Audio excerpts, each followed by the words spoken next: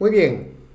Bueno, gracias a todos por participar. Ya iremos ir sumando personas a este webinar. No tengo muchos seguidores, pero espero que este evento sea de su agrado. Lo voy a hacer con mucha pasión, como siempre los hago, y espero que les guste. Va a ser un poco fuera de lo común. Bien, lo primero que vamos a realizar el día de hoy no solamente es crear el API REST, sino que nos vamos a conectar a una base de datos, concretamente va a ser de MySQL, pero vamos a utilizar un MySQL corriendo sobre Docker.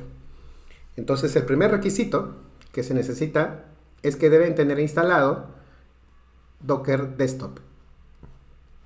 Entonces en mi caso, yo tengo aquí algunos containers que ya previamente he descargado, ¿no? Lógicamente para no perder tiempo, y lo único que tengo que hacer ahorita es hacer que corra, ¿no? Ahorita está salido, entonces vamos a ejecutarlo.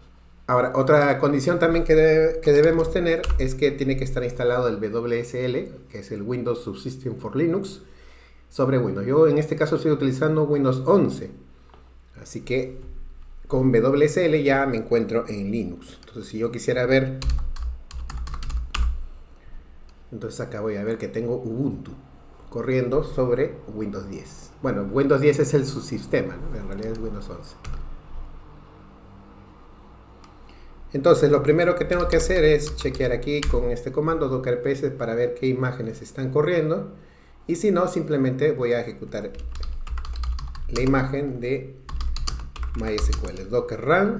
Vamos a ponerle un nombre, vamos a ponerle en este caso webinar en el puerto 3306, que es por default,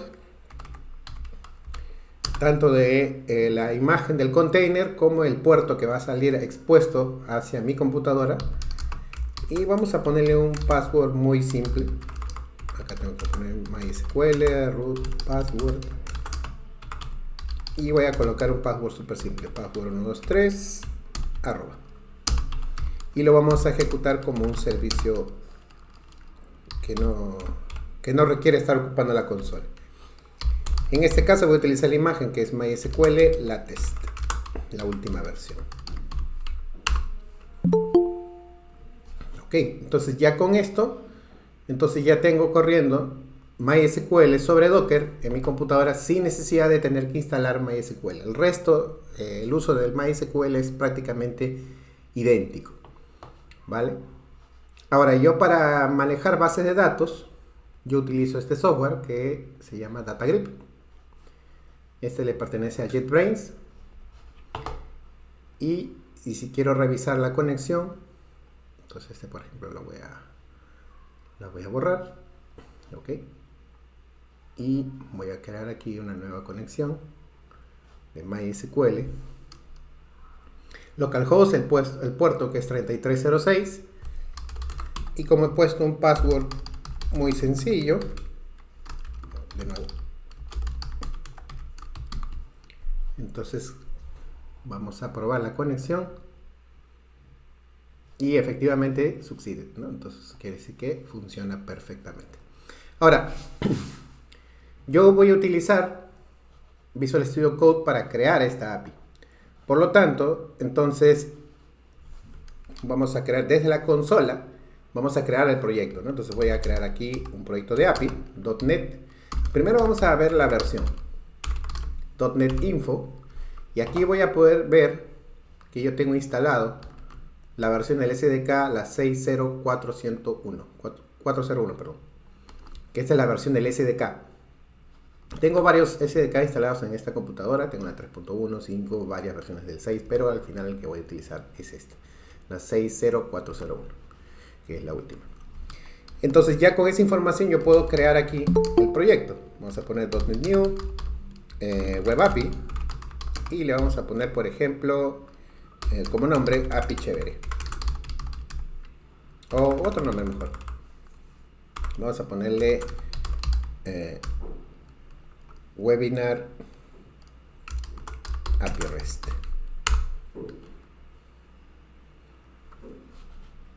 Y listo, entonces con eso ya se creó el proyecto. Y ahora vamos a navegar en esa carpeta que se acaba de crear, Webinar API REST. Entonces aquí voy a poder ver los archivos que se han creado. Entonces vamos a utilizar Visual Studio Code, Code y punto. Con esto yo debería tener la instancia de Visual Studio Code. Entonces acá le voy a decir que confío en la carpeta, ¿no? Porque en este caso soy yo. No le voy a instalar el paquete de español. Ok. Y vamos a ello. Acá siempre es bueno, esta parte de aquí me va a informar acerca de que tengo que instalar algunos assets, o sea, son algunos archivos que utiliza Visual Studio Code para poder trabajar con proyectos de C#. En este caso le voy a decir que sí. Y esto automáticamente me crea esta carpeta, ¿no? VS Code, ¿no? Que empieza con un punto y tiene unos archivos. Entonces la idea de este webinar es que ustedes aprendan a crear un API REST sin depender de Visual Studio. La gran mayoría de tutoriales siempre son con Visual Studio y mayormente SQL Server. Voy a mostrarles las extensiones que yo tengo instaladas aquí en mi computadora. En este caso tengo, bueno, obviamente .NET, Auto-Using for C#, porque esto me va a permitir importar los namespace para que me pueda ayudar a trabajar, porque si no mi trabajo sería mucho más manual. Blazor Snippet Pack, bueno, eso es cuando trabajo con Blazor, C#, que es el compilador, C# Extensions, C# Snippets. Algunos son para desarrollo web como CSS, HTML, Live Server y así. No, lógicamente no voy a utilizar todos. También trabajo mucho con SQL Server, pero para este webinar en específico voy a utilizar MySQL, ¿no? Que ya hemos visto que lo configuré a través de Docker. Entonces, no se preocupen por la información que yo les voy a mostrar aquí porque esto se está grabando, así que esto va a ir para mi canal de YouTube, que tiene, bueno, a lo justo creo que 10 seguidores, pero la idea es ir creciendo de a pocos, ¿no? A mí me gusta mucho enseñar, así que gracias a todos los que están participando en este momento. Y eso a mí me ayuda mucho. Muy bien. Entonces, lo que voy a hacer a continuación es, primero, ya, vamos a poner aquí en el appsettings.development, voy a colocar la configuración de la cadena de conexión. Entonces, .NET tiene esa sección de Connection Strings y aquí le vamos a agregar una, vamos a poner default. Y aquí le voy a colocar server, localhost, database. Acá vamos a utilizar Entity Framework Core, ya, pero para crear la base de datos desde el código. O sea, esto se llama el modelo del Code First. Por lo tanto, entonces yo no voy a crear la base de datos desde una interfaz de usuario y así se va a crear la base de datos. No, porque primero voy a perder tiempo y segundo que va a ser poco práctico. Entonces la idea es que desde aquí yo pueda crear la base de datos, pero utilizando MySQL. Entonces en este caso vamos a ponerle webinar DB, por ejemplo. El user sería el root y el password, que bueno, es password 123 arroba. Así de simple. Muy bien. Entonces, lo que voy a hacer a continuación ahora es instalar algunos paquetes NuGet. Entonces, ¿cómo instalo un paquete NuGet? Entonces abro la terminal aquí. Puedo abrirla aquí como la puedo utilizar desde aquí mismo, donde ya estaba utilizando la terminal, solo que con un espacio más grande. Lo voy a usar desde aquí. ¿Ya? Entonces, aquí voy a colocar .NET, add package, y aquí le voy a colocar Microsoft Entity Framework Core. Entonces esto automáticamente me va a permitir descargar el paquete para instalar Entity Framework Core. Ok, ya está. Ahora me falta instalar el design porque yo voy a crear la base de datos desde aquí. Ahora este design no quiere decir que vaya a tener una interfaz de usuario para nada, ¿no? Simplemente es que los comandos me van a proporcionar las herramientas para crear la base de datos. Y por último, pero no menos importante, es el proveedor de datos de MySQL. Si miramos la página oficial de MySQL, o sea, en este caso en Oracle, tiene su propio provider, pero lamentablemente no está muy soportado con las últimas versiones. Entonces, para ello existió un proyecto en NuGet, ya que se llama Pomelo. Entonces, acá les voy a mostrar Pomelo Foundation, ¿no? Este es el Entity Framework Core Provider for MySQL and MariaDB built on top of MySQL Connector. Entonces MySQL Connector, ¿no? Que es prácticamente el proveedor oficial, este es un proveedor adicional encima, ¿no? Que este es libre, lógicamente, acá te dice más o menos cómo configurarlo y tal cual como uno lo utiliza y se ve en los tutoriales que son para SQL Server, este prácticamente funciona idéntico. Y esa es la gran ventaja que tiene. Entonces, para instalarlo simplemente copio este nombre y aquí en la terminal pego aquí, ¿no? .NET Add Package, Pomelo, Entity Framework Core, y ahí le voy a indicar que lo instale. Este lógicamente va a bajar todas sus dependencias y lo instala, ¿no? En mi caso ya lo instaló. Ahora, ¿cómo me aseguro que un paquete se ha instalado correctamente? Pues en el archivo de aquí de proyecto, entonces voy a poder corroborar que efectivamente tengo los dos paquetes de Entity Framework Core, que estamos en la versión 6.0.10, y luego tengo Pomelo, ¿no? Pomelo.entityframeworkcore.mysql. Perfecto. Entonces ahora que ya está instalado, ya probemos primero si el API funciona correctamente. Primero voy a cambiarle, acá en la carpeta Properties, el puerto donde va a correr. En este caso, este lo puedo dejar ahí, o así mejor. Puertos 7000, y acá le vamos a poner 5000. En mi caso voy a utilizar el puerto seguro, ¿no? Ok. Y ahora vamos a correr la aplicación, vamos a poner .NET Run. Esto internamente lo que va a hacer es compilar la aplicación. Y listo, entonces ya está corriendo sobre el puerto 7000. Entonces, si yo voy a cargar esta URL, ahí está, ¿no? Tenemos Webinar API REST, ¿no? Y tenemos el controller por default que nos da esta API. Pero, lógicamente, eso no quiero, ¿no? Yo sé que ya funciona, el paquete es instalado, lógicamente, pero aquí ya vamos a hacer toda la magia. Toda la magia que involucra a crear la base de datos de MySQL, pero desde mi aplicación. Para este caso en específico voy a hacer algo muy simple, no voy a crear muchos proyectos porque el tiempo es bastante limitado. Así que aquí voy a crear una carpeta, vamos a poner Entities, vamos a crear otra más. Por ejemplo, podemos poner Context. Y en este context vamos a crear la clase, ¿no? En este caso sería Webinar DBContext. Ahí está. Entonces especificamos el namespace, que en este caso sería Webinar API REST. Y aquí vamos a poner, ¿no? Vamos a poner la clase. Vamos a hacer que esta sea una clase pública. Y acá le voy a indicar que herede de DBContext. Entonces aquí le digo que utilice el namespace de Microsoft.Entity Framework Core. Acá vamos a crear su constructor público y acá le tenemos que decir DBContext options y acá le tengo que indicar la misma clase, ¿no? Webinar DBContext options y luego esto hereda de la clase base. Perfecto. Ahora, yo voy a utilizar el code first como ya mencioné, pero yo no voy a utilizar las propiedades del DBset, sino voy a utilizar otra forma que son los configuration. Entonces este es algo que a mí me gusta mucho porque me permite no solamente tener una clase DBContext limpia, sino que me va a permitir que cuanto agregue más entidades, ¿no? más tablas que representen, perdón, más clases que representen tablas, entonces este código siempre va a quedar el mismo. Entonces eso me va a ayudar. Entonces acá vamos a hacer un override de el onModelCreating, que es este método base que viene de la clase DBContext. Y acá al final voy a ponerle modelbuilder.apply configurations as from assembly y le voy a decir que utilice las configuraciones que yo voy a añadir posteriormente que pertenezcan a este ensamblado, ¿no? Entonces con esta simple línea yo puedo agregar tantas tablas como yo quiera y ya no tengo que volver a modificar esta clase de DBContext. Entonces ahora vamos a proceder a crear aquí en el Entities, por ejemplo, una tabla que diga Customer. Entonces yo puedo aquí crear, ¿no? Vamos a ponerle en Space, vamos a ponerle Webinar API REST y aquí vamos a poner la clase.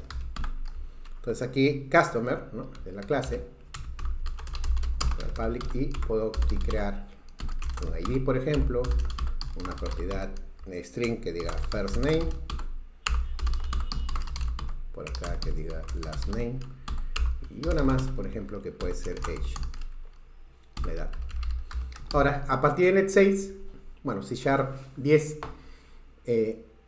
las propiedades que son del tipo string, entonces ya admiten nulos. Entonces, por default acá me va a salir diciéndome, no tienes una propiedad que como no le he especificado que admita nulos, entonces esto podría contener un valor. Entonces, para evitar ese warning, acá le voy a decir default y así, ¿no? Con un signo de admiración, y esto lo voy a replicar acá. Esto solamente pasa en los strings y en las clases que son del tipo object. Ok, entonces ya tengo mi clase customer. Y ahora voy a hacer lo que convenciones acerca de los configurations. Entonces, por ejemplo, aquí voy a crear una carpeta que diga configurations.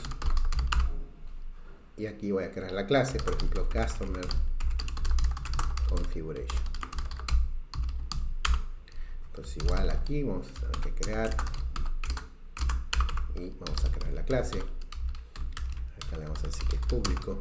Y acá tengo que implementar una interfaz que se llama EntityTypeConfiguration de la clase customer. Entonces acá vamos a resolver las dependencias. Acá le decimos que implemente la interfase. Ok. Pero a este customer no le había dado el namespace. Voy a ponerle para que no entremos en conflicto después, más adelante. Entonces aquí, en el configuration, acá vamos a decir que implemente este namespace. Ahí, ahora sí. Entonces aquí también tenemos que poner configurations. Entonces en Visual Studio Code son archivos simplemente, ¿no? No es como el Visual Studio que sí te da toda esa información. Este Weather Forecast lo voy a borrar porque la verdad es que para mí no tiene ninguna utilidad. Y la carpeta controllers también se va a ir porque vamos a utilizar para este ejemplo, para este webinar, vamos a usar los Minimal API. Muy bien. Entonces esto de aquí se le conoce como el Fluent API. Entonces aquí yo voy a configurar propiedad por propiedad, ¿no? Por ejemplo, aquí voy a especificar una expresión lambda y voy a decir, por ejemplo, que first name. Entonces acá vamos a hacer max length. Voy a decirle que tenga 100 caracteres, por ejemplo. Y ya no necesito especificar si es obligatorio o no, porque ya por default, el simple hecho de haber declarado la propiedad como string, pero sin el null label, ya le dice a Entity Framework que tiene que crear la columna que no admita nulos. Entonces, lo mismo va a pasar con la propiedad de last name, también sin caracteres. Okay. Entonces, ya con eso, entonces ya tengo mi primera tabla configurada. El entero no tengo que configurar nada, así que no hay problema. Y listo. Entonces ya tengo mi DB-Context, ya con esto le he dicho que busquen el ensamblado todas las clases que tenga, implemente esa interfaz y Entity Type Configuration, Customer. ¿Okay? Entonces como aquí ya hemos especificado la cadena de conexión, entonces ahora tenemos que apoyarnos en los comandos de Entity Framework Core para poder crear la tabla. Y lo que me falta aquí es agregar y decirle qué proveedor de base de datos vamos a usar. Entonces aquí en el program, vamos a poner el builder, vamos a poner services, vamos a poner add dbcontext y aquí le voy a añadir que es webinar dbcontext. Entonces acá vamos a ponerle options, vamos a crear una expresión lambda por aquí, vamos a importar el namespace. Okay. Y acá vamos a utilizar entonces la conexión, o sea, le voy a decir a Entity Framework que tiene que utilizar el archivo de configuración para sacar la cadena de conexión. Ahora, como vamos a utilizar Pomelo, entonces acá hay una configuración un poco especial. Primero voy a guardar en una variable de string. Bueno, perdón, acá vamos a poner builder.configuration, que este va a ser leer el archivo de configuración. Acá le voy a decir que lea la sección del connection string y yo le puse default. ¿Vale? Entonces este default ya va a almacenar aquí, en esta variable, vamos a tener ese texto, ¿no? Esta cadena, que es la cadena de conexión, exactamente. Entonces aquí hay una variable que vamos a crear aquí, que se va a llamar server version, porque a Pomelo tenemos que especificarle cuál es la versión del MySQL que se está conectando. Entonces aquí vamos a poner new MySQL server version. Ahorita importamos el namespace y vamos a decirle server version .autodetect y le paso esta variable. Entonces ahora sí, importo el namespace de Entity Framework Core y acá este server version tiene que ir con mayúscula, ahí está, perfecto. Entonces esta variable contiene la versión de MySQL y luego acá le voy a decir options.use MySQL y acá le voy a especificar ese archivo en la cadena de conexión y el server version. Perfecto. Yo acá también puedo especificar el número si es que no quiero que haga una tarea adicional como estar averiguando cuál es la versión del MySQL instalado. Pero para este caso en específico lo estoy haciendo así.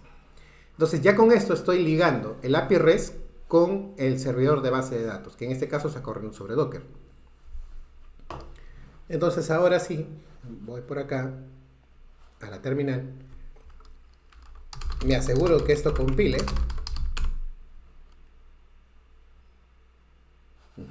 Compila perfectamente y ahora sí voy a correr la aplicación, ¿no? Voy a crear la migración.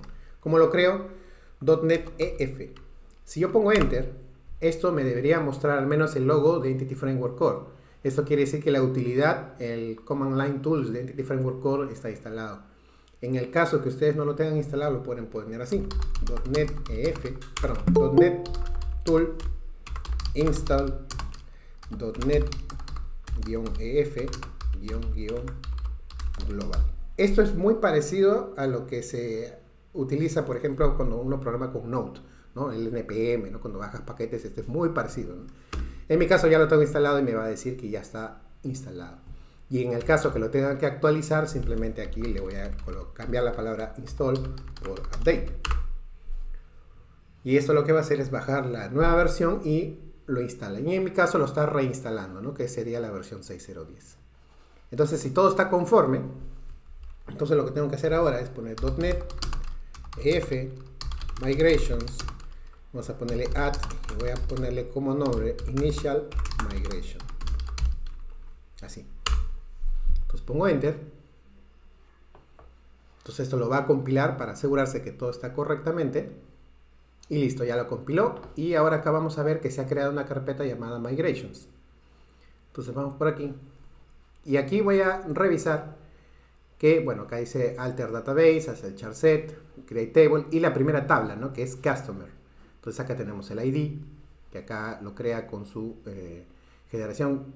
El simple hecho de llamarse ID y además que sea un entero, entonces lo marca como una columna Identity.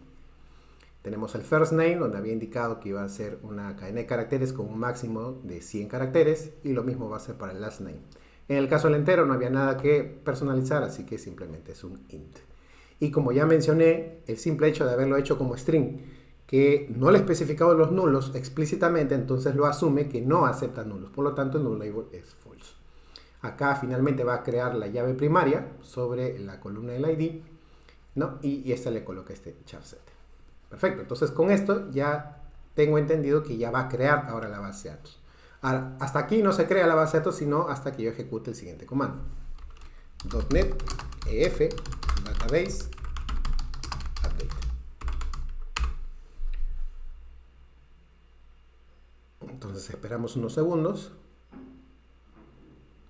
Y listo, ya se creó la tabla, ¿no? Con toda la información.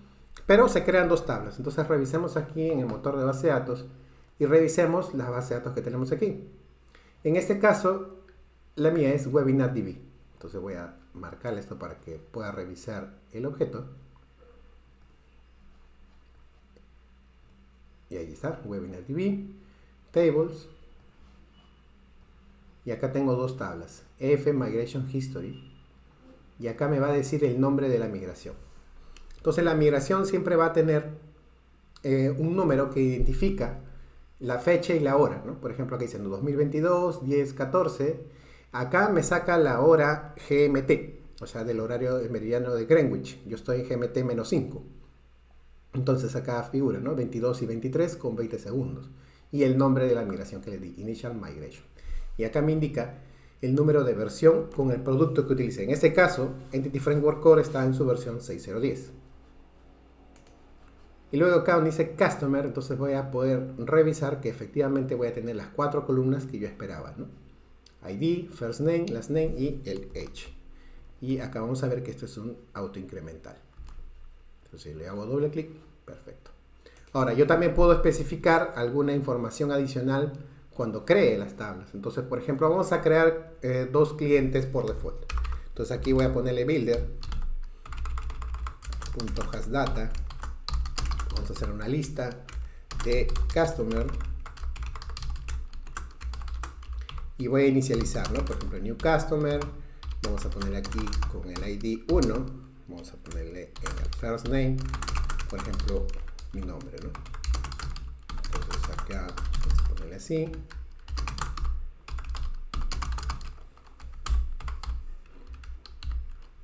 Entonces voy a crear 3 registros. Acá vamos a ponerle, por ejemplo, a Bill Gates. Creo que tiene 68. Y vamos a ponerle a Mark Zuckerberg.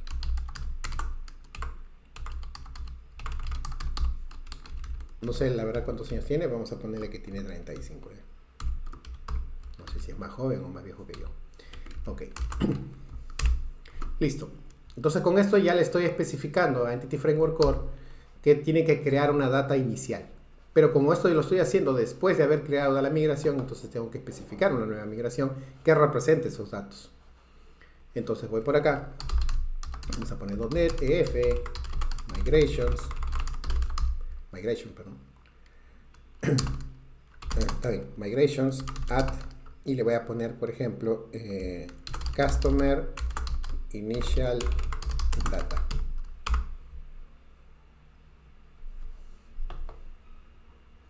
La idea de esto es que esta información no se ejecuta todo el tiempo cada vez que ejecuta la aplicación, solamente cuando corro la migración.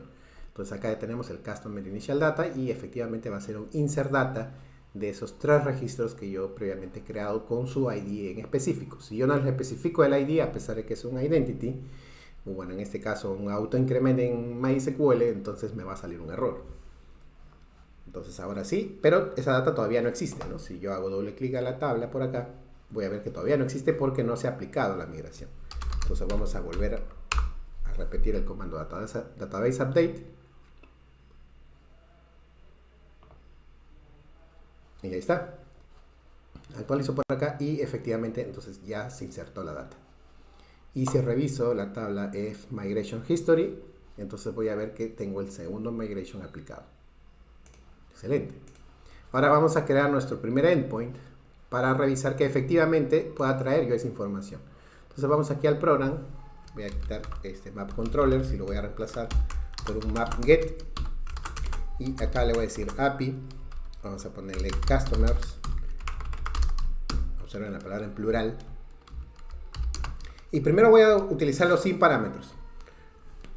Entonces acá siempre hay que recordar que cuando se programa un API REST, siempre cuando tenemos un acceso a base de datos, debemos siempre utilizar programación asíncrona. Eso es porque un API puede ser consumida por muchos usuarios al mismo tiempo y lo ideal es que se manejen correctamente las colas. Así que acá vamos a ponerle async. Como parámetro le voy a decir el webinar dbContext. Por ahora lo vamos a dejar así. Y aquí voy a retornar return context. Vamos a ponerle set customer en la tabla y acá le voy a decir un toList async. Ahora, esto también es importante. Acá vamos a importar el namespace.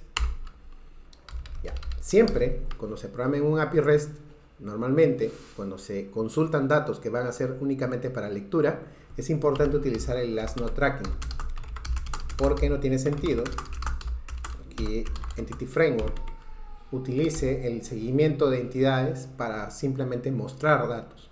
Esto es súper importante porque esto te aumenta la performance del query, porque el query tranquilamente lo puedo ejecutar en la base de datos y me va a traer la información, pero como estoy solo, ¿no? Nadie más está consultando, entonces no lo voy a ver en tiempo de desarrollo. Pero cuando ya esté en producción, cuando tenga muchos usuarios, entonces es importante manejar esto, ¿no?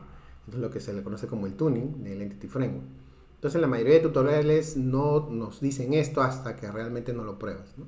Y a veces uno se termina desencantando por la herramienta y dice, no, prefiero pues Adobe.net, ¿no? Y bueno, lógicamente Microsoft no va a invertir tanto dinero en una herramienta pues si no se sabe usar bien. Ok, como acá tengo una sola línea, entonces acá me aparece un warning diciéndome, ¿no?, que debería hacer. Perdón, y acá falta la wait. Listo, entonces acá le puse async, acá le pongo await. Muy bien. Revisemos entonces a ver si esto realmente funciona. Entonces vamos a correr la aplicación. Ahí está. Actualizamos por acá. Y ahí tenemos, ¿no? API Customers. Entonces vamos a poner tryout, vamos a hacer execute. Y efectivamente me está trayendo los 3 customers que había previamente registrado con la migración. La ventaja de Entity Framework es que yo puedo visualizar acá el query que se ha ejecutado para traer esta información. Acá tenemos, ¿no?, select CID, y acá tiene la sintaxis de MySQL, porque estoy utilizando el proveedor de Pomelo, ¿no?, que Pomelo es el que me va a permitir traer esa información de una manera más sencilla. Entonces yo tranquilamente puedo copiar este query y luego ir por acá.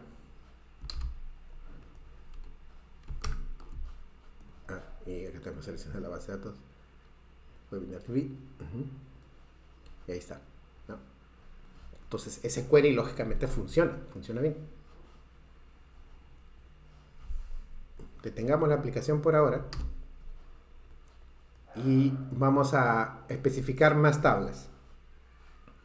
Como voy a especificar más tablas, entonces aquí puedo utilizar una característica de Entity Framework, que es la herencia. Vamos a crear una clase llamada Entity Base. Vamos a ponerle el mismo namespace.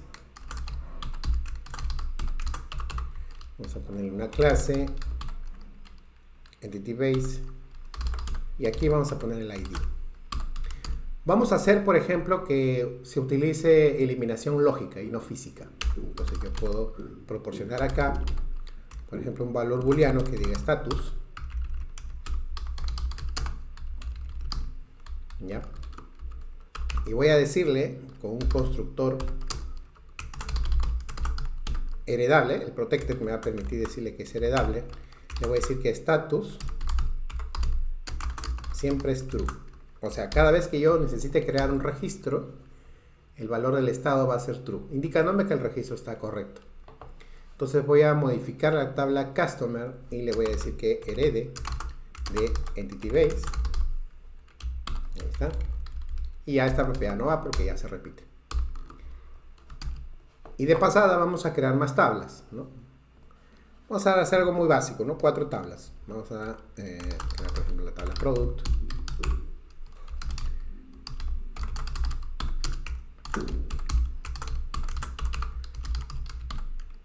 Entonces la tabla product igual va a heredar de Entity Base. Vamos a tener, por ejemplo, un código, una descripción, un precio unitario, por ejemplo, y nada más por ahora. Acá le decimos el default. Ahí está. Vamos a crear una más. Vamos a ponerle aquí una tabla de venta.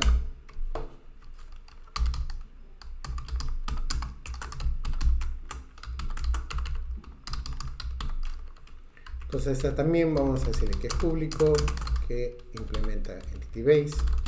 Acá vamos a decirle que tenga relación, por ejemplo, con la tabla Customer. Además, tiene que tener su llave foránea, Customer ID. Vamos a decirle que tenga la fecha en la que se está creando la venta. Vamos a poner save date. Y un número de factura, por ejemplo, ¿no? Puede ser save number. Esta vamos a hacerle que se autogenere. Y además, el total de la venta. Vamos a crear 2 tablas aquí. De la misma manera, vamos a poner acá el default.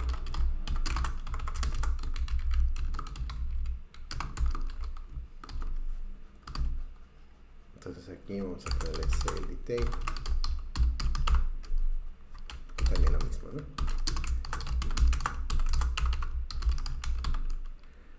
Entonces acá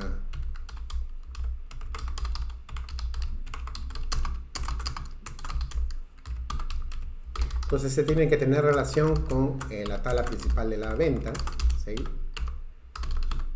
Su llave foránea.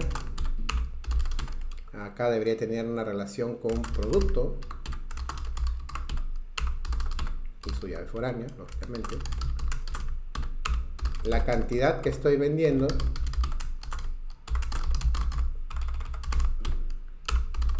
El precio unitario nuevamente, por si quiero darle algún descuento al cliente.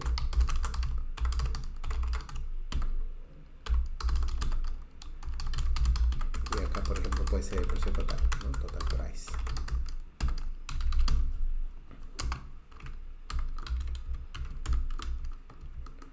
Muy bien. Entonces ya tengo 4 tablas, están previamente relacionadas y vamos a crear esa migración que me permita hacer toda esta relación. ¿Vale? Pero acá antes de hacer la relación tengo que crear las clases configuration, porque si no, de lo contrario, Entity Framework no va a saber qué tablas tiene que crear. Entonces acá vamos a ponerle product configuration y acá vamos a ponerle en space configurations, vamos a poner la clase. Ahí está. Y se tiene que implementar la interfaz y entity type configuration de la tabla product. Ahora sí. Y resolvemos los namespace, implementamos la interfaz y acá también implementamos este de acá. Excelente. Ahora sí. Entonces aquí le decimos builder property y decimos, ¿no? Código, por ejemplo, que tenga como máximo 20 caracteres. La propiedad description puede tener 200. Y voy a poner aquí que la propiedad del unit price tenga una precisión de 11,2.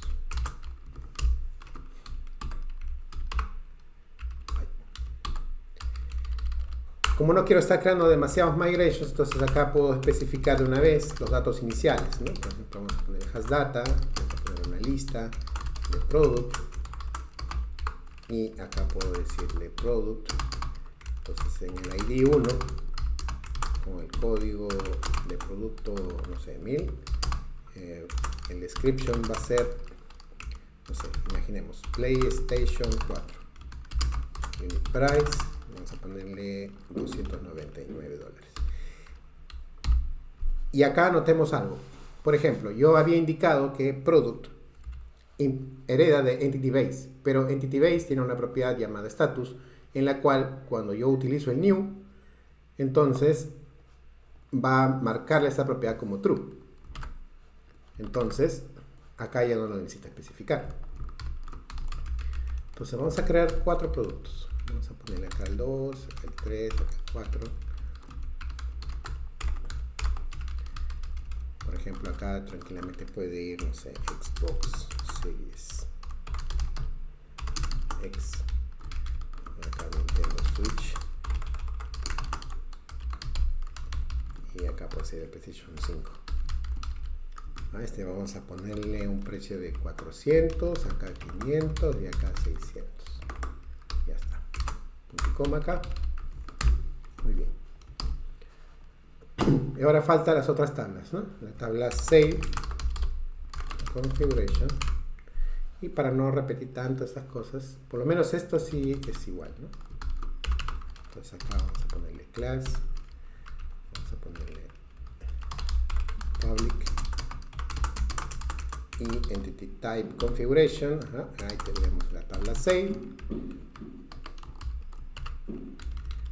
Y acá decimos builder property. Y en la tabla save, por ejemplo, tenemos el total save, ¿no? Este vamos a marcarle su precisión, as precision.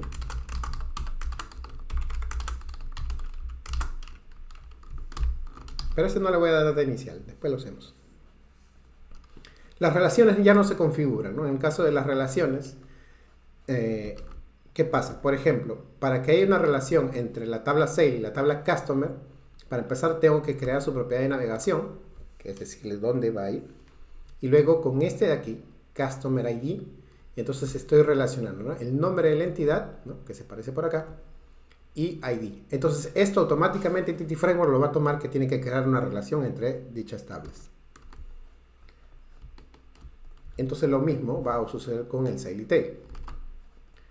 Entonces acá vamos a crear una más. Jesús Jiménez, a ver, puedes decir tu pregunta. Sí, pregunta, ¿qué implica que no le indique yo la llave foránea de la entidad que estoy relacionando? Que Eh, asume Entity Framework Core. es que en realidad sí le está asignando la llave foránea, mira. En la tabla sale, ya, Ujú. acá está la llave foránea llamada Customer ID, que es un entero. Porque el Pero Customer, si yo no se lo pusiese, si no le pones, sí, bueno, claro, no lo va a crear, ¿no? Pero la idea es que sí lo cree. Ahorita vamos a ver. Cuando ya cree las tablas ok. y voy a ver el diagrama de la base de datos, vas a revisar que efectivamente, gracias a estas dos propiedades, se va a Ujú, crear. Ahora, esto lógicamente se ignora, ¿no? Porque un objeto no tiene ujú. sentido, ¿no? Esto solamente Sí, para sí, C#. sí. ¿Vale? Ok, vale. Muy bien. Entonces aquí ya configuré esto y la última que me falta es Sale Detail Configuration. Entonces de la misma manera copiamos esta parte, acá me falta el punto y coma, vamos a la clase, pública, y Entity Type Configuration, y acá le digo Save Detail. Entonces acá implemento la interfaz, ¿ok? Y ahora también la precisión de Quantity, ¿no?, as Precision, 11,2, Quantity, Unit Price y Total Price. Perfecto.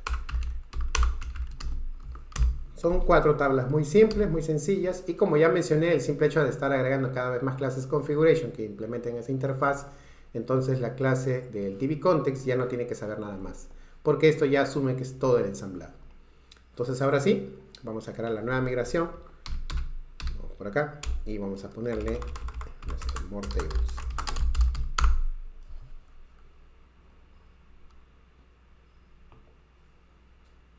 Entonces esperamos unos segundos. Perfecto. Acá me dice que esta operación podría significar pérdida de data. No hay problema. Porque ya tengo registros, ¿no? Y es que yo he hecho un cambio importante en Customer, ¿no? Le cambié la herencia, ¿no? Antes no heredaba de nada. Entonces acá en More Tables vamos a ver que efectivamente a la tabla Customer se le va a añadir la columna Status que antes no estaba. Luego tenemos la creación de la tabla Product. Ahí está. Code, Description, Unit Price. Ahí está con su precisión. El status se va al final. Eso es lo curioso de Entity Framework. Que el ID siempre se va arriba, pero el status, que a pesar de que en la tabla, en la clase Entity Base, que en realidad no es una tabla, solamente es una clase, a pesar de que le sigue, esto se va hasta el final todavía. Y esa es por la convención. ¿Vale? Entonces acá tenemos el primary key. Y en el caso del sale, acá tenemos, ¿no?, ID, acá está Customer ID. Se crea como una columna más. Sin embargo, acá vamos a revisar donde dice Constraints, que dice Foreign Key. ¿Por qué? Porque el simple hecho de tener el objeto Customer, que estaba relacionado, si bien esto no se crea como columna, acá sí le está indicando que tiene que tener una relación con la tabla Customer en la columna ID. Para eso sirve. Y ahí hace la relación. Y lo mismo con Detail, ¿no? Detail tiene relación con Sale ID y con Product ID, con esas dos tablas. Entonces crea dos foreign key. Perfecto. Y luego acá va a ser un update de la tabla Customer porque ya hay una nueva columna, ¿no? Entonces tiene que ponerle el valor, ¿no?, de true, true, true, true, ¿no?, que eran 3 registros. Y acá el insert data de product donde va a insertar 4 registros. Crea los índices y listo, ¿no? Siempre todas las migraciones tienen dos métodos, el up y el down. Entonces el up es para lógicamente crear la migración y el down para cuando quiero revertir una migración. En mi caso lo voy a aplicar, ¿no? .NET EF Database Update. Entonces se compila y ahí está. Entonces revisamos por acá, vamos a actualizar esto de aquí y efectivamente tengo Customer, Product, Sale y Sale Detail. Vamos a crear un diagrama. Este programa me permite mostrar diagramas, así que vamos a poner Diagrams, que tengo la tabla Customer, la tabla Product, la tabla Sale y la tabla Sale Detail. Y ahí está. ¿No? Entonces efectivamente las relaciones se han creado muy bien, entonces ya están mis 4 tablas relacionadas. Entonces es una enorme ventaja, ¿no? Hacerlo por Entity Framework. La ventaja también es que al hacerlo con migraciones, toda esta información va hacia el control de código fuente. Así que esto me permite tener una trazabilidad de todititos los cambios que he hecho sobre la base de datos, lo cual no sería traceable, por así decirlo, si yo hiciera los cambios por fuera del código y yo tendría que estar especificando constantemente un archivo, por ejemplo, de script, de SQL, para constantemente saber qué cambios he hecho, ¿no? Si agrandar el campo de una columna, etc. Entonces, vamos nuevamente acá a nuestro archivo program, ¿ya? Y ahora vamos a crear entonces algunos endpoints para que esto sea un poco más interesante. Por ejemplo, acá en Customers yo no le he puesto ningún filtro, ¿no? O sea, de frente muestra todo. ¿Qué pasaría si yo quiero filtrar todos los registros de Customer, pero que estén habilitados y que me permita hacer una búsqueda con un like, por ejemplo, sobre la columna First Name? Entonces vamos a añadirle un filtro opcional. Voy a ponerle acá string, lo pongo como no label y acá le digo filter. Entonces acá yo puedo especificar con un where y puedo decirle, okay, con una expresión lambda le voy a decir que por el campo first name, con la propiedad el método contains, busque ese parámetro que está en el filter. Pero como esto puede ser nulo, entonces le voy a decir que si en caso no le pasamos nada, que utilice el string empty. Y adicionalmente le voy a decir que el status tiene que ser true. Acá ya no le pongo igual true porque es redundante. Ya está. Entonces con esto ya tengo mi primer endpoint que va a ser una búsqueda sobre la tabla Customers. Vamos a revisar si esto realmente funciona. Entonces vamos a correr la aplicación. Ahí está. Vamos por acá. Actualizamos la web. Y efectivamente acá tenemos tryout y acá ya tenemos el filtro, ¿no? Y esto no es obligatorio, o sea que si yo no pongo nada, entonces yo debería poder revisar los datos de la base de datos. Como esto yo lo estoy deteniendo el servicio y volviéndolo a correr, entonces la primera vez como que hay cierta demora, ¿no? Pero si yo lo vuelvo a ejecutar ya es más rápido. Entonces veamos si efectivamente filtra, ¿no? Por ejemplo con la E, ¿no? Y ahí está. Este no hay. Y como está en contains, yo puedo poner LL, por ejemplo, y se lo encuentra. Entonces revisemos acá el terminal y acá vamos a poder revisar todos los queries que se están ejecutando, ¿no? Por ejemplo, acá está el query que hace sobre la tabla Customer, donde en el where crea un parámetro. Siempre se crean parámetros internamente. Este es para evitar siempre los ataques de inyección SQL. Entonces acá tenemos el parámetro P0, ¿okay? Donde buscamos, ¿no? Si el parámetro no está vacío o, ¿no? Hace un locate, entonces busca si efectivamente ese dato existe, ¿no? Y además, acá lo tenemos en el AND, el C es el status, ¿no? Tiene que verificar que efectivamente tiene un valor. O sea, si yo eliminase por ahí, vamos a crear luego un endpoint para eliminar un registro, pero que sea una eliminación lógica, entonces lógicamente ya no se va a mostrar. Ahora, acá vamos a revisar también, ¿ya? De que este parámetro, ¿qué pasaría si yo quisiera saber qué dato está específicamente pasado como parámetro? Posiblemente me sirva de repente para alguna depuración quizás de mi servicio, ¿no? Entonces acá vamos a ver cuando dice parámetros que @P0 está con un signo de interrogación. Esto es porque yo no sé qué valor le ha pasado, ¿no? Yo sé acá por la interfaz de usuario que efectivamente le pasé este valor. Pero ¿qué pasaría si yo quisiera saber qué dato fue transmitido hacia la base de datos? Entonces yo tengo acá la aplicación y acá en el mismo program le podemos colocar Enable Sensitive Data Logging. Entonces acá le decimos True y con esto ya le estamos habilitando para que yo pueda visualizar los datos. Esto solamente se tiene que habilitar si estás en un modo de desarrollo. En producción es bien peligroso porque vas a exponer datos, ¿no? Entonces voy a volver acá a correr la aplicación. y volvemos a hacer el query. Ahí está. Y ahora acá vamos a ver que tenemos un warning diciéndome que el Sensitive Data Logging está habilitado, ¿no? Acá como dice, ¿no? Log entries and exception message may include sensitive application data, ¿no? O sea, hay que tener mucho cuidado. Y acá vamos a ver que efectivamente el parámetro P0 ahora ya tiene el valor, ¿no? Esto me va a permitir hacer un seguimiento del API al momento de depurar. Muy bien. Entonces ahora vamos a seguir creando más endpoints. Entonces, por ejemplo, vamos a crear un post, ¿no? Vamos a crear ahora un customer, pero desde nuestra aplicación. Por lo general, en algunos casos se puede pasar la misma clase como si fuera un parámetro. Pero esto no es recomendable. Para empezar, esta clase está destinada para utilizarse en la base de datos. En este caso, para la creación de la tabla con Entity Frame. Por lo tanto, esta clase no debemos exponerla hacia afuera. Es un peligro, ¿no? Primero porque expones mucha información. Bueno, esta es una tabla muy simple. Pero ¿qué pasaría si yo quisiera crear, por ejemplo, una venta, ¿no? Un sale? Pero ese sale tiene una relación con ¿no?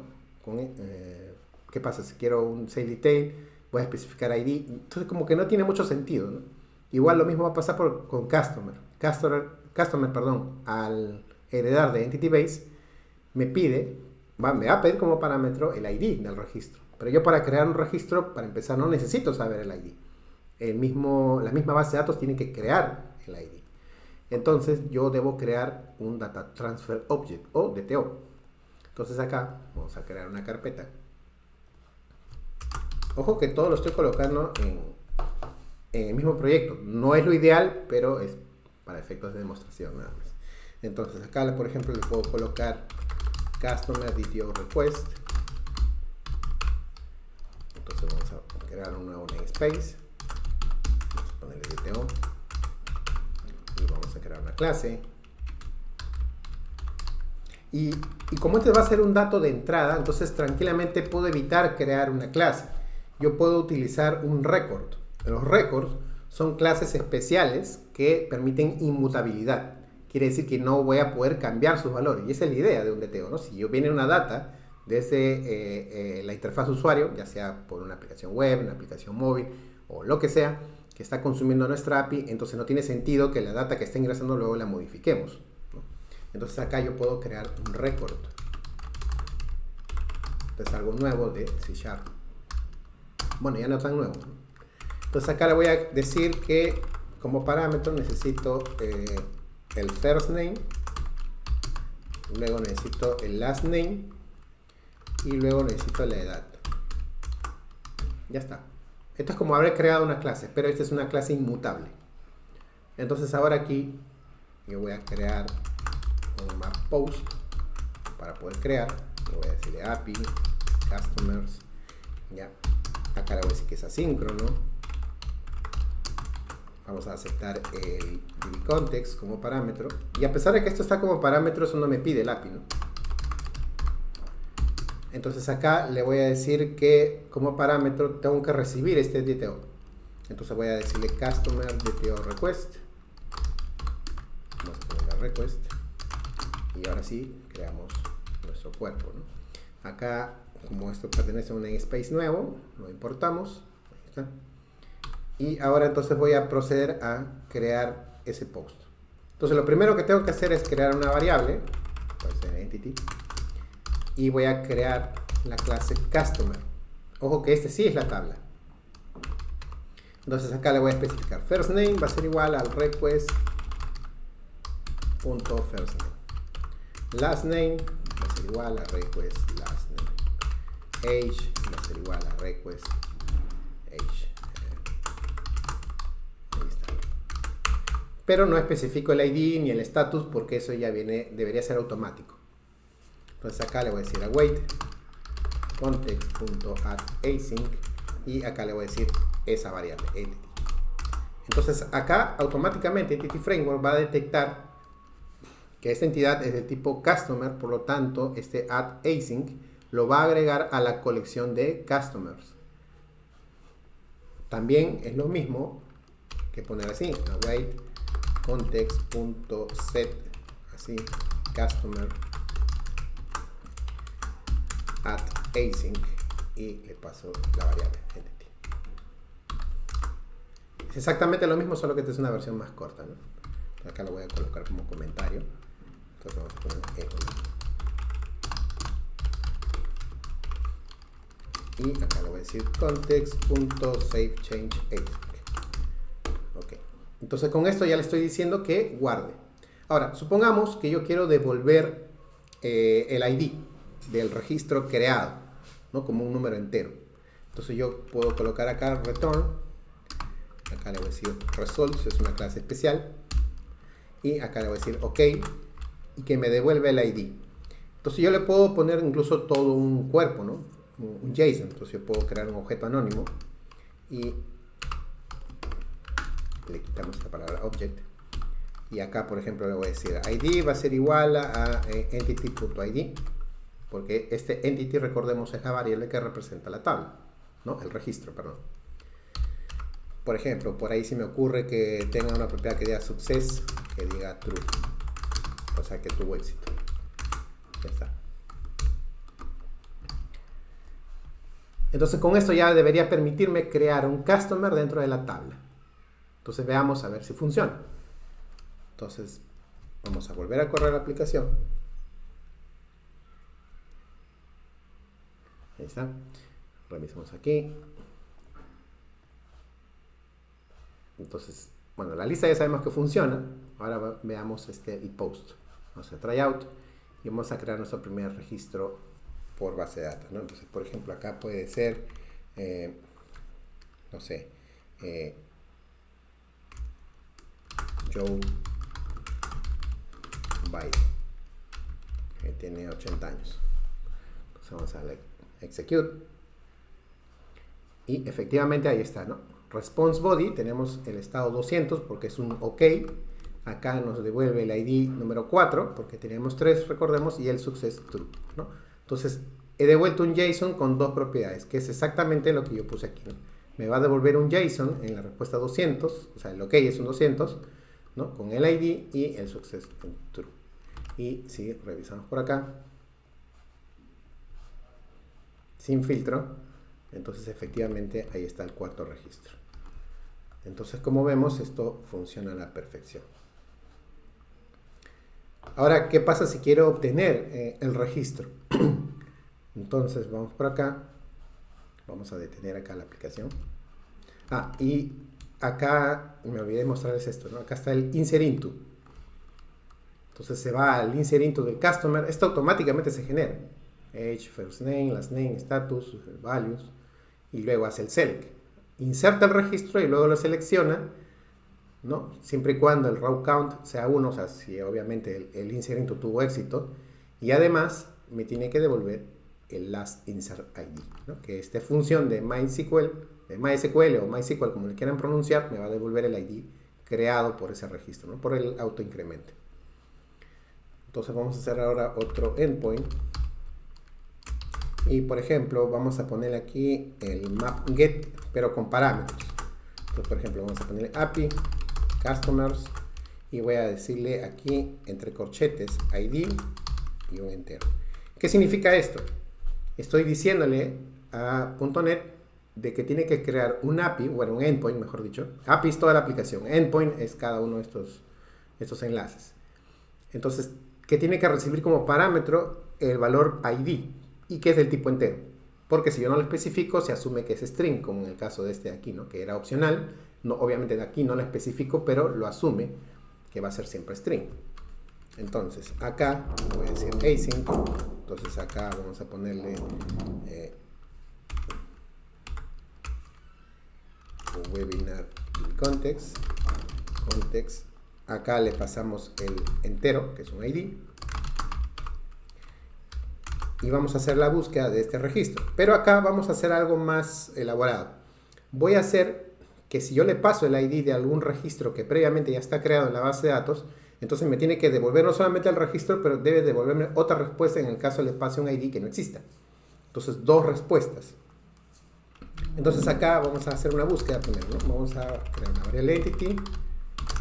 Acá le vamos a ponerle await context.set de la tabla customer.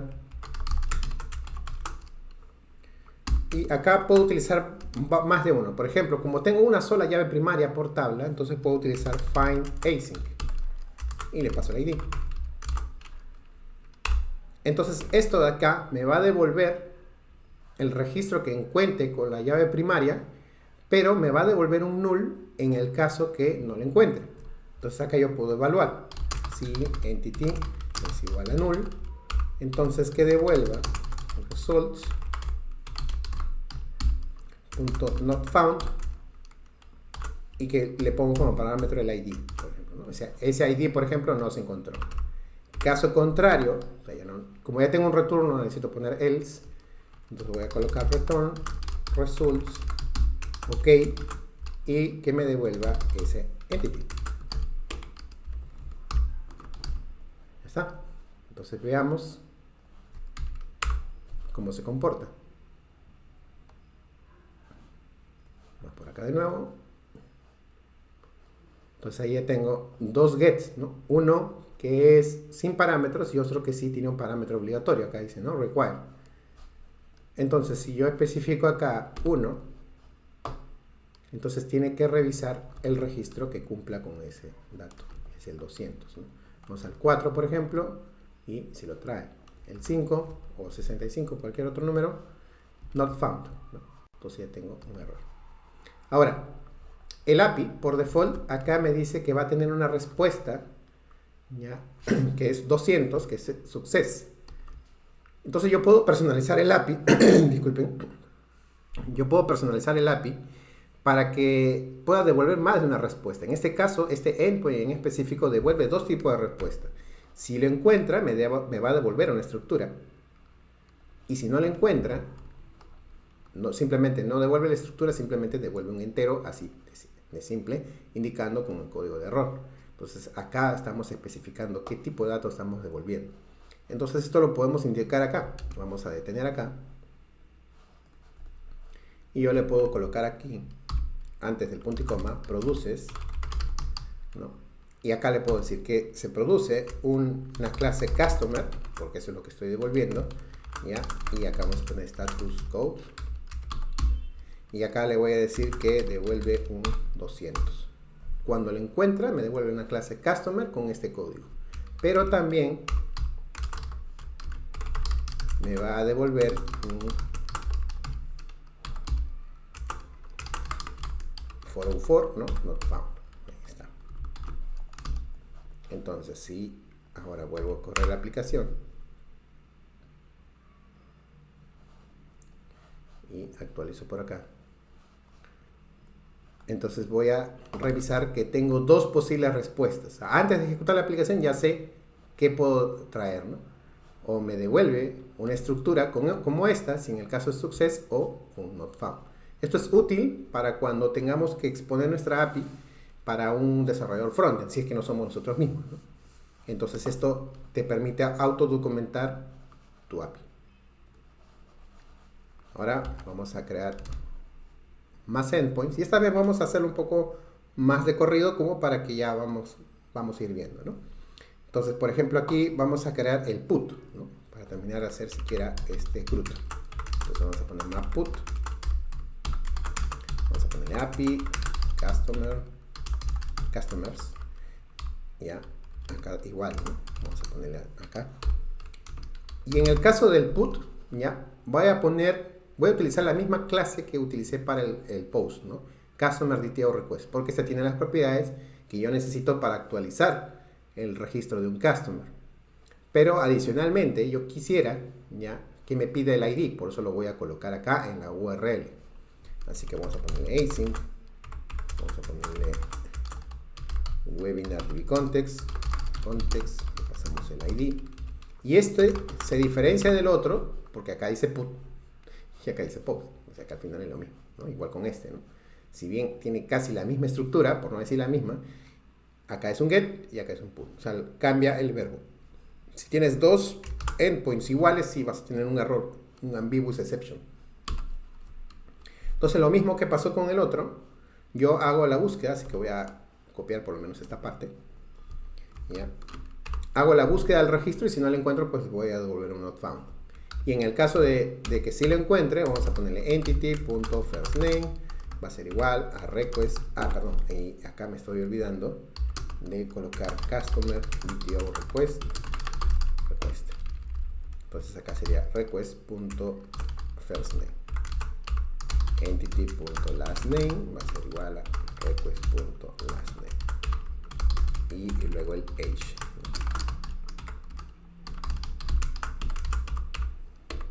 Y acá le vamos a decirle await context save change async. Y acá le vamos a decir que retorne un OK cuando todo está correcto. Y que devuelva la entidad. Ahora, revisemos un poco qué significa todo esto que acabo de hacer. Esto quizás pueda parecer un poco burdo, ¿no? ¿Qué pasaría si yo tengo una entidad que tiene, no sé, pues 60 columnas? Bueno, voy a hacer esto una por una, igualándolo, pues sería una pérdida de tiempo horrible, ¿no? Para eso existen otras librerías como el Automapper, pero ya esa es harina de otro costal, no alcanzaría en este webinar. Por eso, como son 3 propiedades, simplemente las copio. Ahora, Entity Framework es lo suficientemente inteligente para crear el query, o sea, es dinámico, para crear el update de únicamente las propiedades que cambian. Entonces, ¿cómo sabe que está cambiando? Porque el find async utiliza el change tracker para saber si hay algo que ha cambiado. Entonces, ¿qué está pasando acá? Vamos a recibir el parámetro del que quiero, el ID del registro que voy a cambiar. Lo va a buscar en la base de datos y al momento de buscarlo, entonces ya tiene las propiedades. Entonces, si yo le paso algún cambio, ya cuando haga el save change async, entonces Entity Framework va a decidir a ver qué columna es la que va a actualizar. Entonces vamos a probar. Vamos. Y falta el delete. Así lo vamos a hacer acá abajo. Entonces vamos a poner map, delete. Y lo mismo, ¿no? API, customers. Ya. También pasamos como parámetro un ID. Hacemos que es asíncrono.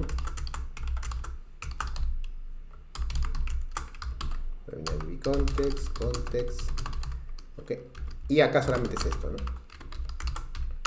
Y acá para poder borrarlo, porque recordemos que aquí yo voy a hacer una eliminación lógica, y acá me faltó, es que en la lista, así está, el status solamente me busca los registros que están con el status en true.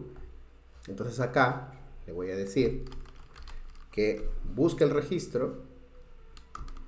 Vamos a copiar esta parte. Esto podríamos resolverlo, claro, si tuviera un patrón repositorio, pero para efectos prácticos lo estoy copiando y pegando. Ok, entonces, acá el entity, acá le voy a decir status es false, porque voy a borrar el registro. Entonces acá le digo await context.savechangeAsync y acá devolvemos simplemente un results.ok, nada más. Ya lo eliminé y listo, ¿no? Eso es lo que va a hacer este endpoint. En ambos casos vamos a hacer un update sobre la tabla. Entonces veamos cómo funciona. Bueno, vamos a correr la aplicación. Ahí está. Y vamos por acá. Entonces ya tenemos todos los endpoints para customers. Entonces revisemos. Por ejemplo, tenemos la lista sin filtros y tenemos 4 registros. Ok, vamos a hacer la actualización. Vamos al put. Entonces, primero vamos acá al ID, al get, vamos al 4. Ok, entonces esto de acá lo voy a copiar. No, pero este está mal. Te voy a copiar esta estructura. Ok, ahora sí. Ok, entonces en el put voy a actualizar el 4 y le voy a decir first name era Joe Biden, ¿no? Era el registro que había creado. ¿Qué pasa si lo quiero cambiar por Barack? Y acá le digo Obama. Vamos a ponerle que tenga 60 años. ¿Ya? Entonces, cuando yo ponga acá execute, primero miramos acá la consola. Por ejemplo, para el get utiliza un select, pero pone limit 1, ¿no? Porque estoy buscando un solo registro, ¿no? Acá está el where, lo busca por el ID. Acá no importa si está habilitado o no, porque al final, pues si no aparece en la lista es porque está eliminado, ¿no? Entonces vamos a hacer el put. Acá me dice que me devolvió un 200, ¿no? Aparentemente se hizo bien. Ya, revisemos acá en la terminal y vamos a ver que tenemos el update, ¿no? Update, customer. Y como he cambiado todas las propiedades, entonces tengo un set de age, first name, last name, donde el where coincida con el ID, ¿no? Y acá tenemos todos los valores, ¿no? Porque puse el enable sensitive data logging, ¿no? Acá está, ¿no? Barack, Obama, ¿no? Correcto, select raw count. Entonces se actualizó. Revisemos entonces para ver si se actualizó correctamente. Y efectivamente, sí. Ahora, ¿qué pasaría si le quiero cambiar solamente la edad a Barack Obama? Entonces ahora le voy a decir, ok, no tiene 60, tiene 80. Entonces voy a poner execute, ¿no? Me sigue mostrando que está todo correcto. Y ahora voy a ver que el update ya no tiene todas las propiedades, solamente es del age, porque es la única propiedad que cambió. ¿Y qué pasaría si ya lo dejo tal cual como está y lo vuelvo a ejecutar? Voy a execute y cuando voy por acá, efectivamente solamente hace el select, pero no hay un update. Entonces, esta es la ventaja que tiene Entity Framework Core, porque independientemente, ¿no? Estamos trabajando, por ejemplo, ahora con MySQL, pero yo podría haber estado trabajando, por ejemplo, con SQL Server o con Postgres y va a funcionar igual, ¿no? Porque el Entity Framework va a corroborar que efectivamente, si solamente el registro ha cambiado, debería ser el update, lo cual reduce la ida y vuelta de los queries contra la base de datos. Acá siempre vamos a ver, por ejemplo, que utilizamos el proveedor, en este caso el que yo uso, ¿no? Pomelo. Muy bien. Entonces, vemos que el CRUD, pues es excelente. Ah, me faltó el delete. Entonces vamos a crear uno más para luego borrarlo, ¿no? Así nomás. Total, no estoy validando nada. Ok, ya se creó el número 5. Vamos por acá. Y efectivamente acá debería estar, ¿no? El 5. Y ahora lo quiero borrar. Entonces vamos al delete. Entonces especificamos el número 5. Execute. Entonces acá me responde con el 200. Porque es el único que yo le indiqué al API. Y acá vamos a ver que tenemos el update. Que ocurre lo mismo que en el caso anterior, ¿no? En este caso la única columna que estoy actualizando es status. Entonces ahora si yo reviso por acá, en el primer endpoint, no debería haber el registro eliminado. Sin embargo, en la tabla, vamos acá a la tabla Customer, entonces sí figura, solo que está eliminado.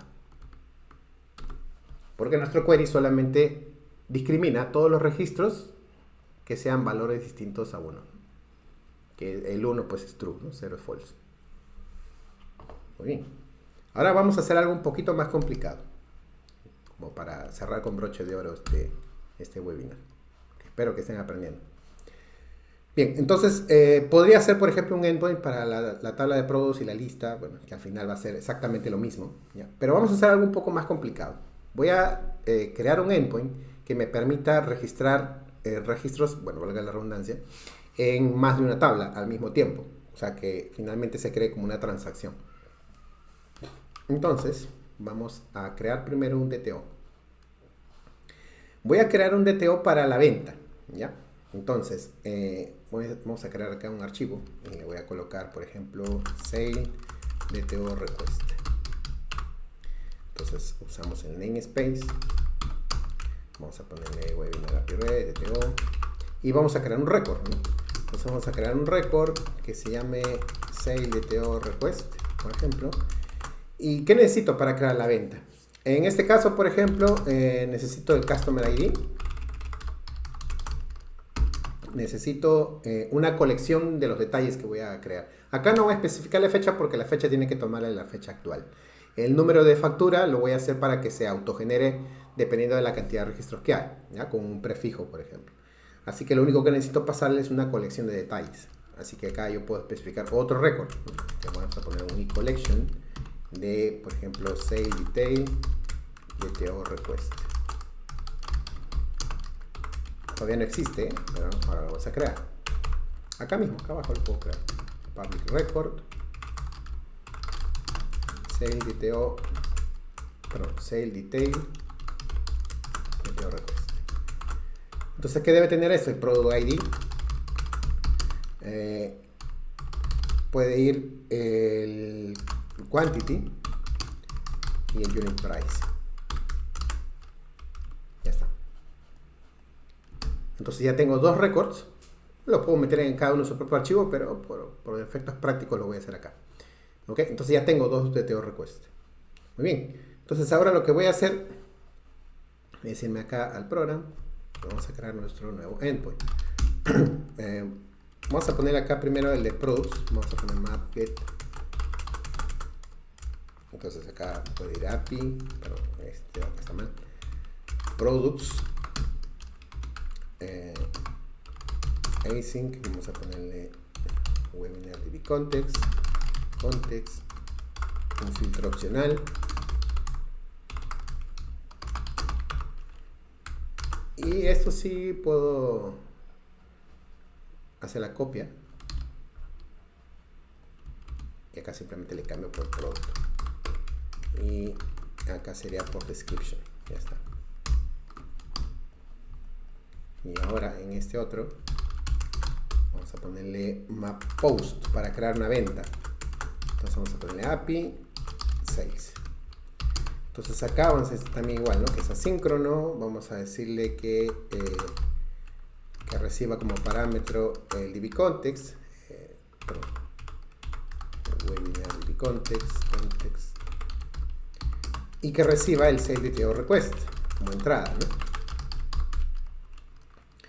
Entonces acá vamos a crear la expresión lambda. Vamos a abrir estas llaves.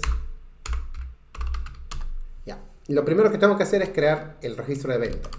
Vamos a poner sale, new sale. Y acá le voy a decir customer ID. Va a ser igual a request customer ID. La fecha de hoy, que sería datetime.now, ¿no? Con hora y todo. Y ahora quiero calcular el último número que voy a ponerle para el sale number, ¿no? Por ejemplo, voy a hacer un query. Vamos a poner acá last number. Y voy a ponerle await context.set. Recordemos que la tabla sale está vacía. Así que acá le voy a decirle count async. Y le voy a sumar más 1. Esto quiere decir que si esto es 0, entonces más 1 ya tengo el primer registro, ¿no? 1. Entonces acá sale number va a ser igual a un string interpolation. Y voy a ponerle aquí, no sé, se me ocurre sale, guión. Y acá le voy a pasar la variable, ¿no? Last number. Ese que contiene el último número generado. Ahí. Y le voy a decir que tenga 5 ceros. Ya está, 5 ceros adelante. Listo. Entonces así se va a crear el registro para sale number. Y luego voy a leer todos los detalles para insertarlos todos de golpe, ¿no? De una vez. Entonces vamos a poner aquí, no sé, var, una lista de sale detail, porque esta es la tabla. Y vamos a hacer un for each en el request. Entonces acá, por ejemplo, vamos a crear una línea de sale detail. Y acá le voy a decir product ID va a ser igual a item.product ID. El quantity va a ser igual a item.quantity. Acá va a ser el unit price. Acá va a ser el total price.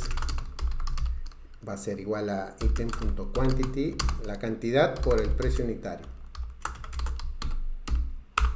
Ya si ustedes quieren añadirle un algoritmo de cálculo de impuestos, es otra cosa. Y como esta es una tabla relacionada, entonces acá le voy a decir sale, porque ahí tenemos la propiedad de navegación, le voy a pasar el objeto sale que creé acá arriba. Entonces con eso ya voy a relacionar esos registros. ¿Ya? Entonces como ya lo tengo ahí, lo voy a guardar en esta lista temporal. Estoy añadiendo esa línea. ¿Vale? Y ahora, en la tabla de venta, tengo la columna total sale, que debe ser la suma de todos los detalles. Así que acá le voy a decir list.sum. Acá creo una expresión lambda. Acá le digo total price. Y ya está. Entonces, esto va a ser la suma de todos los detalles, ¿no? Por eso lo guardé en esa lista temporal. Ahora sí, voy a insertar en la base de datos. Entonces lo primero que tengo que insertar lógicamente es la venta. Await context.addAsync y añadimos la venta.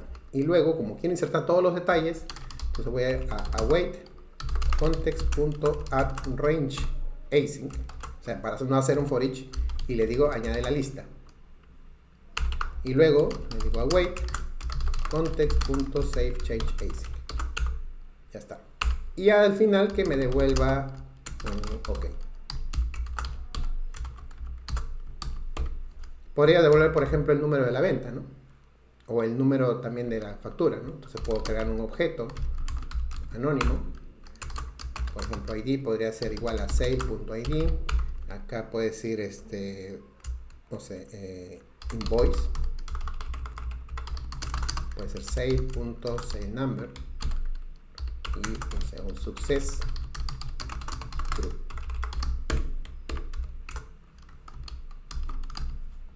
Ya está. Entonces con esto ya yo debería poder insertar una venta, ¿ya? Con todos sus detalles. Entonces vamos a probar.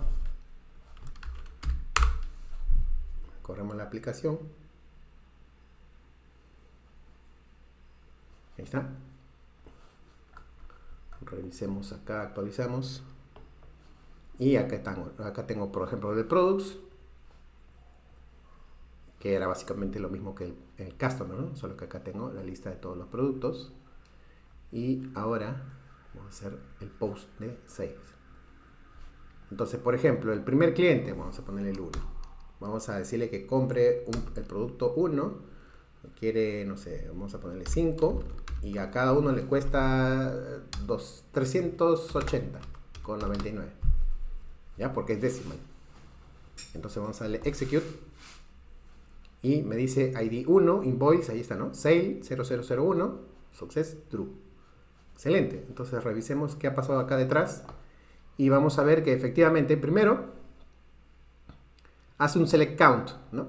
De la tabla sale para poder sacar el último número. Luego hace el insert into de sale, porque primero obviamente inserta la cabecera, ¿no? Acá vamos a ver, como tenemos el Sensitive Data Logging habilitado, tenemos acá el 1, acá está la hora y la fecha, el nombre, ¿no? Sale 001, acá está el true, y así, ¿no? Y luego hace el insert into de sale detail, en el cual ya le va a pasar como parámetro el ID 1 de la venta, ¿no? Que se acaba de crear. Ahí está. Vamos a complicarlo un poco más. Y por ejemplo, vamos a poner una coma acá afuera. Vamos a copiar esto. Esta coma ya no va. Y ya, supongamos que quiere el producto 2 también. Vamos a ponerle que quiere 1 nada más. ¿Okay? Y acá para el otro cliente. Entonces le voy a dar execute. Y ya tengo la venta número 2. Perfecto. Revisemos qué pasó detrás. Y acá tenemos el insert into de sale. Y 2 insert into de sale detail. Porque son 2 detalles lo que estoy creando. Revisemos ahora la base de datos. Y efectivamente tengo 2 ventas, ¿no? Acá está la hora y las fechas. Sale 0001, 0002. Acá están los montos ya sumados. Por default el status es 1, porque eso es lo que hemos especificado, y en el sale detail efectivamente tenemos 3 detalles. Uno le pertenece a la venta número 1 y estos 2 últimos le pertenecen a la venta 2. Y si lo queremos poner aún más complicado todavía, entonces, por ejemplo, ¿no? Perdón, se me fue. Vamos por acá. Vamos a hacer algo más bravo, ¿no? Vamos a execute. Ya tengo la venta número 3. Revisemos. Y ahí está. Tengo más detalles. Este es de la venta 3. Y actualizamos por acá. Y tenemos la venta número 3 para el cliente 1 otra vuelta, ¿no? Y ahí tenemos. Ya de aquí ya podría crear un query, ¿no? Que pueda revisar los datos, ¿no? del primero. Y tranquilamente lo puedo trabajar. A ver, vamos a responder un par de preguntas que han dejado aquí en el chat. ¿Qué diferencia hay entre una clase y un record? Por convención de performance se puede usar la una o la otra. No es que uno sea más rápido que el otro, simplemente es simplicidad de código. Porque, ¿qué sentido tendría que yo cree una clase, ya, que al final va a ser lo mismo? Las clases, así como en este caso de los entities, ¿ya? Tenemos un get y un set. En el caso del record, ¿ya? Yo no lo utilizo, o sea, yo no hago el uso del set, solamente, o sea, ya se establece desde acá, ¿no? Desde el API, desde el Swagger, puede ser del Postman, desde el consumo de un API, desde un dispositivo móvil o una aplicación de escritorio o una aplicación web, lo que sea. O sea, al final yo no utilizo ese set, ¿entiendes? De esa propiedad. Lo podría hacer, sí, pero al final es más código nada más, ¿no? No es que vaya a ser más rápido, no porque ahorres kbytes escribiendo aquí, pues va a ser más rápido el código, no, simplemente simplicidad. Es un tema lógicamente de gustos. Y aparte que el récord es inmutable. Quiere decir que, por ejemplo, ¿no? Vamos acá al program, ¿no? Recordemos que acá recibimos el request y le asignamos simplemente, ¿no? O sea, estoy utilizando el get, ¿no? De cada uno. Pero ¿qué pasaría si yo quisiera cambiar el valor de alguna de las propiedades del request? Por ejemplo, no sé, luego age y voy a ponerle, no sé, 50. Entonces no voy a poder. Entonces voy a tener un error de compilación porque me va a decir que esta es una propiedad de solo inicialización, init only. No se lo puedo asignar. No puedo volver a crear una nueva instancia de esto. Entonces para eso me sirven los records. Son datos inmutables, o sea, no van a cambiar. A menos que quieras almacenarlo en otra variable aparte y ahí le cambies el valor, ya es cuestión tuya. Pero es por un tema de simplicidad nomás. Y como hemos visto, por ejemplo, en este, ¿no? El CLTO request, ¿no? Vamos acá donde dice go to definition, ¿no? Y es mucho más corto hacerlo, mira, en casi prácticamente 2 líneas de código y mira todo lo que he hecho, ¿no? O sea, es súper sencillo de trabajar. Ahora, que por aquí preguntan cómo se trabajaría con procedimientos almacenados. Bueno, es un poquito más complicado, ¿ya? Pero, a ver, ¿cómo les puedo mostrar? En realidad, no es tan difícil. Simplemente es que, por ejemplo, ¿no? Vamos a hacer algo muy práctico. No lo voy a poner en práctica, pero más o menos para que ustedes vean. Si yo quiero ejecutar un store, ¿ya? Imaginemos, no sé, acá. Yo tengo que colocar así. Await, context, database, execute SQL raw. Esto de acá me va a permitir ejecutar un query. Puedo hacer incluso acá un exec. Bueno, en el caso de SQL sería exec. En el caso de MySQL es call. Y acá le pones el nombre del store. Esto es cuando quieres ejecutar algo de acción. O sea, algo que no devuelve datos. Pero si tú quieres algo que te traiga data, entonces pones, perdón, vamos a poner acá, así, por ejemplo, customer, o en este caso es product.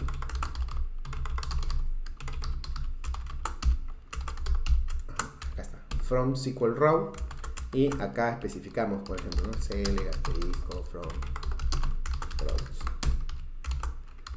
¿Ya? Y acá lo almacenamos, pues, aunque acá no sería con await. Y luego, por ejemplo, esto yo lo puedo comentar y puedo colocar un return collection.toList async. Acá falta la await. Entonces, ese query, que puede ser acá un store, ¿ya? Como te digo, acá puede ser call, ¿no? El nombre del store, tiene ese store. O sea, el resultado de ese store tiene que calzar exactamente como está acá. O sea, si no coincide, entonces vas a tener un error, ¿no? Entonces, por ejemplo, el product, ¿no? Veamos. Entonces voy a poner acá.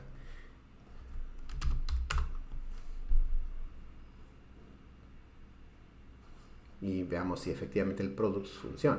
A ver. Vamos a ver, execute. Ajá. Bueno, casi tengo un problema, ¿no? Table webinar. Es que es con ese. Sí. Tienes razón.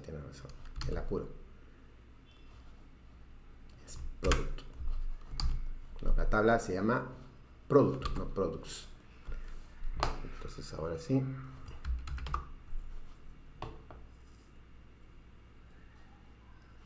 Veamos.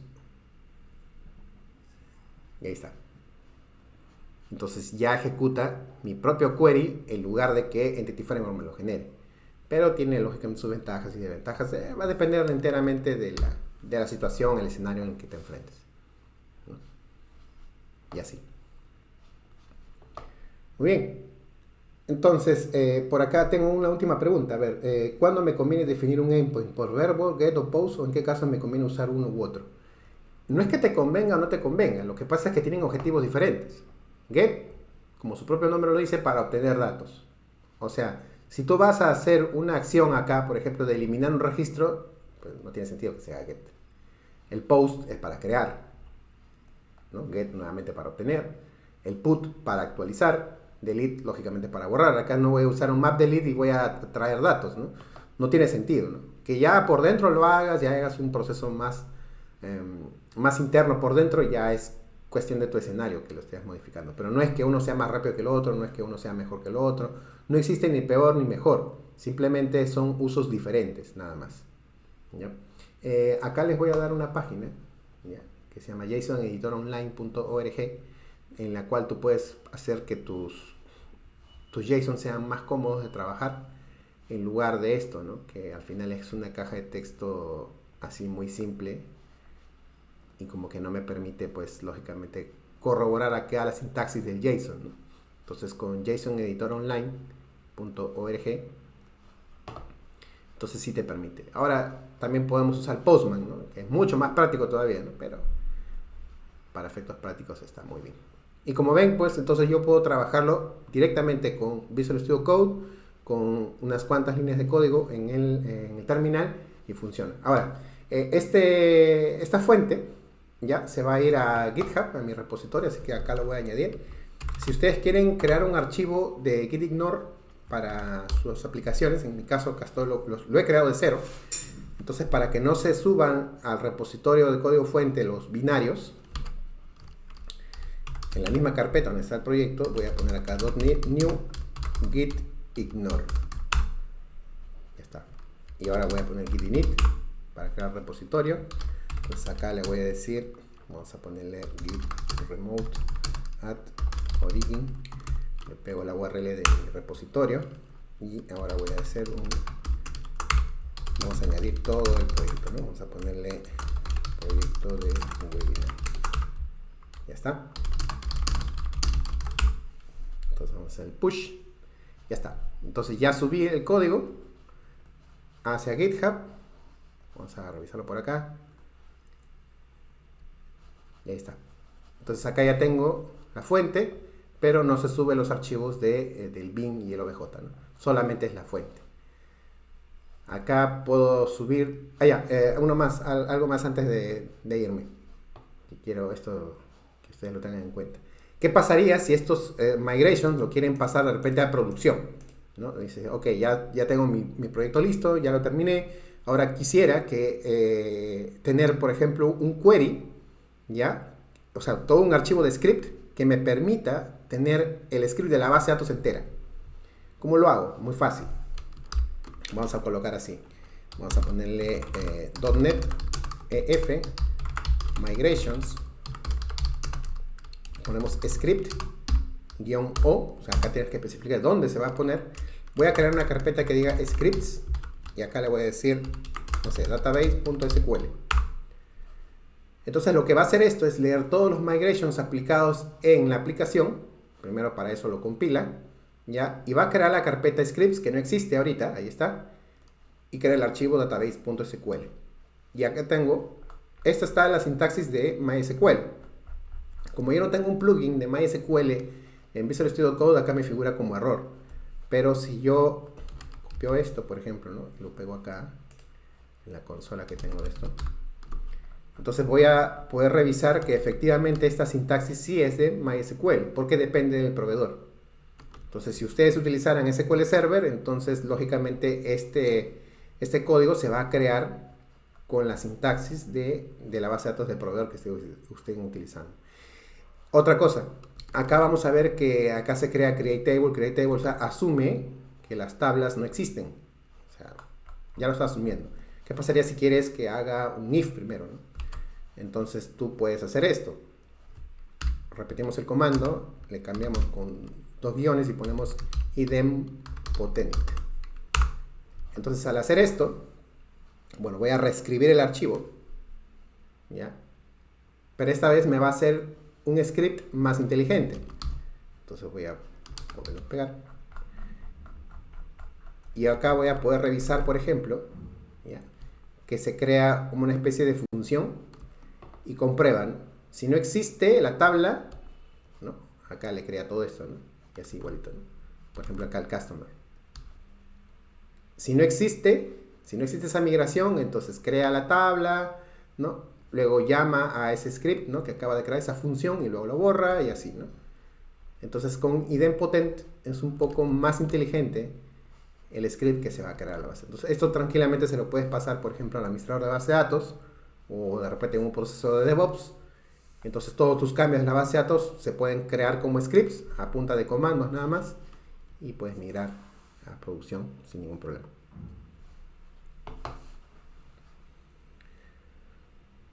Muy bien.